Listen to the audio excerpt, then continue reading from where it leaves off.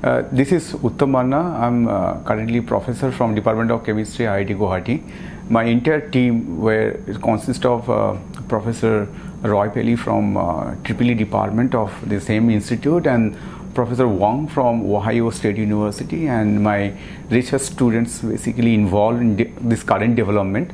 Before I move forward to talk about this current development of this technology, I want to give you the genesis behind this principle.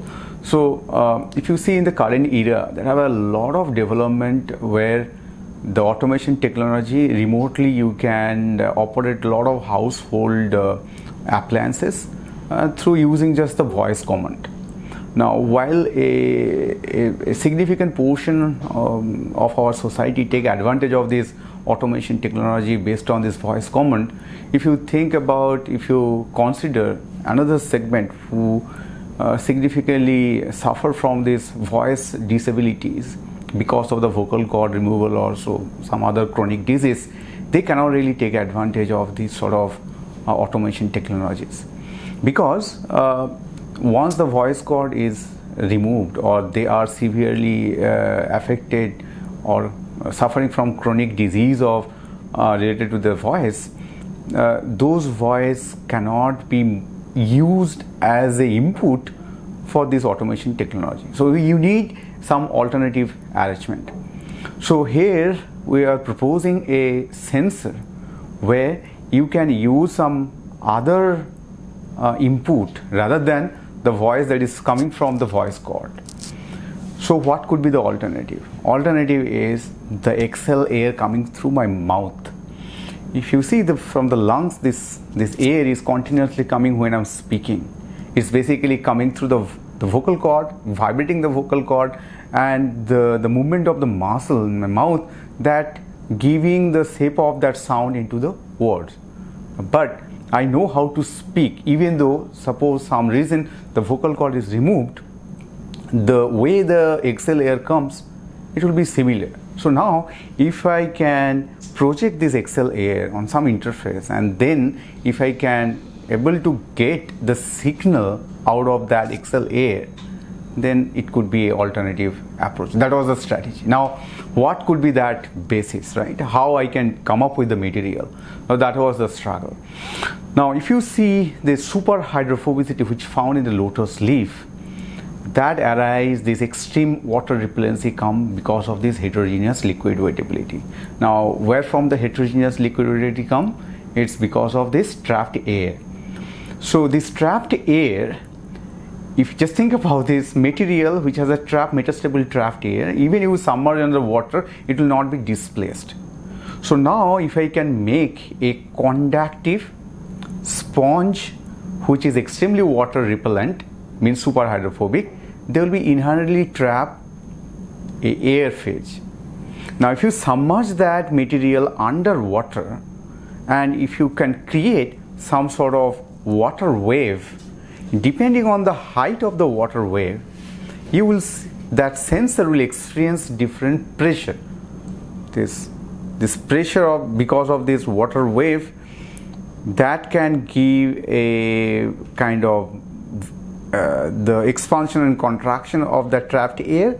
Because of that, the conductive agent what we have decided to put inside that sponge, that can experience some sort of expansion and contraction. So you will see some change in the resistance. So just see, you are basically putting this exhale air on that air-water interface. That will part of the air-water interface create the water wave, and that water wave basically acting as a input to the sensor, and that giving the resistance, and that change in resistance is giving the actual signal you can decode with the artificial intelligence. And then people even suffer from this vocal cord removal or voice disability, they can basically use this platform to prospective this automation technology which assists through this voice command, though you don't have the ability to speak or generate the voice.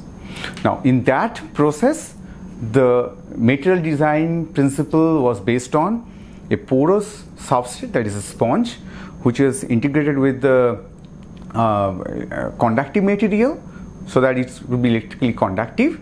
It should have some resistance, it will not be very highly conductive, and then it should have a desired mechanical property. So you have to have a control on the mechanical property, and then this extreme water repellence, which give this trapped air phase, and their expansion and contraction is important to get this change in resistance because of this contraction and expansion of this entire framework.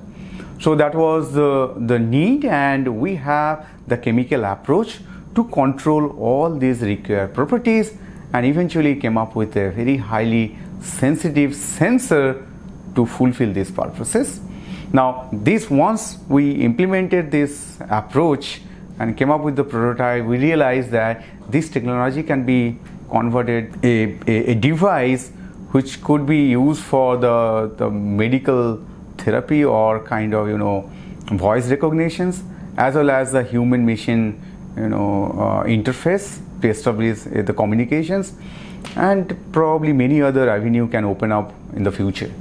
So right now we are looking for miniaturizing this circuit as well as this prototype, whatever we have, and so that electronic circuits will be more efficient, and then applying this machine learning approach so that it will be a person specific automations based on this library. The person speak more and more, it will generate more data, and then it allow us to get more accurate prediction of this basically whatever they're trying to say, you can correctly interpret that part.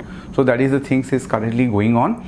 This work has been published in a very reputed journal. It's called Advanced Functional Material. It's a very high impact and reputed journal in Material Research Society, and yeah, that's the thing is going on. Thank you.